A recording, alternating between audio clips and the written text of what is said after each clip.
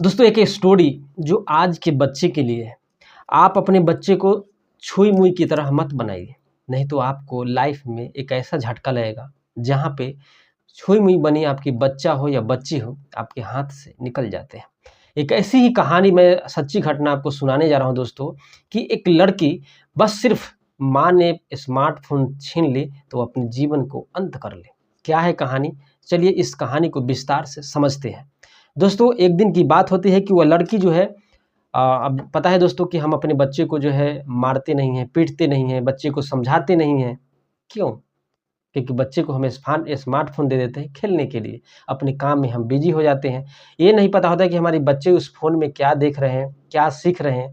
लेकिन जब 12th 10th पास कर जाता है, तो वो अपना मन का करने लगते हैं। इसीलिए कभी-कभी बच्चों को धुलाई भी करना ज़रूरी होता है। कभी-कभी बच्चे को जो है डाँट भी देना ज़रूरी होता है। नहीं तो छुई-मुई की तरह मत बनाइए कि जैसे ही आप छुएँगे, वह जो मुरझा जाती है छुई-मुई। उसी प्रकार से कभी आप अपने बच्चे को नहीं डाँटते हैं, फटकारते हैं, अगर कभी आप डाँटते हैं, फटकारते हैं तो उससे बहुत बुरा लगता है उनको और एक ऐसे कदम उठा लेते हैं जो अपने जीवन में आपने कभी सोचा भी नहीं होगा, जिसके फूल की तरह आपने पाला था, वह जो है एक दिन छुई-मुई की तरह मुरझा करके ख़त्म हो जाएगी, इस दुनिया से चली जाएगी।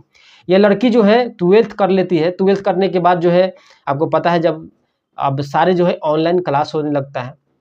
एक दिन के बाद होता है कि धीरे-धीरे उसकी माँ की शक होती है जो ये कहीं न कहीं बात करती है।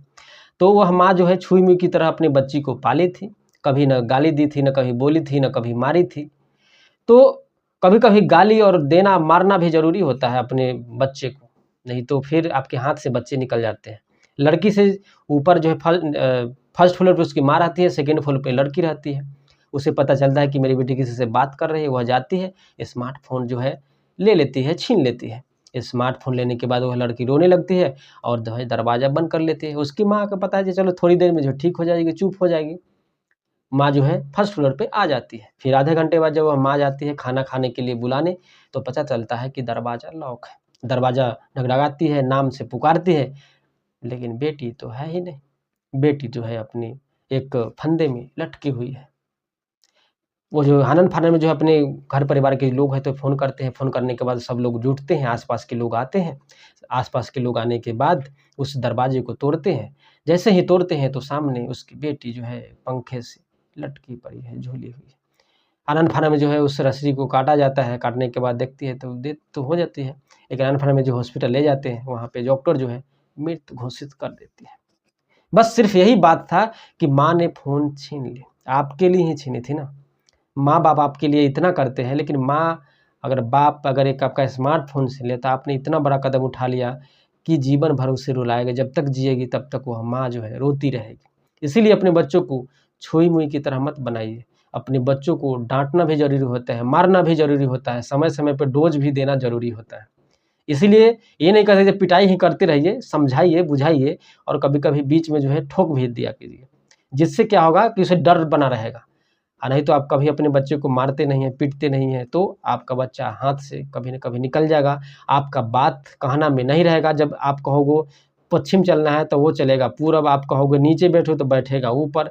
इसीलिए डोज़ देना ज़रूरी होता है। अगर इस प्रकार की घटना जो मम्मी-पापा इतना हमारे लिए करते हैं और आपका एक बात अगर कह देते हैं, आपको इतना बुरा लग जाता है कि आप जो है मौत के गले लगा लेते हैं।